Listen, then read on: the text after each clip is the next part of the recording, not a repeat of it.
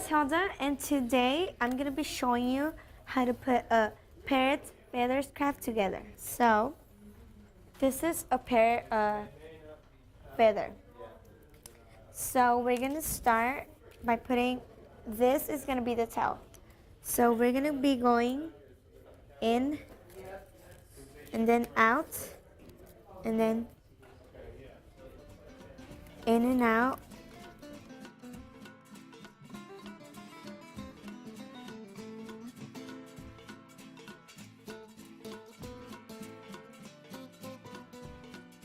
You just need one piece. You're going to put it in the tip to tape it so that the feather won't fall. You're going to lift this up. You're going to put the tape in the middle and then just tape it from the outside. And there you have your parrot craft. Thanks for watching.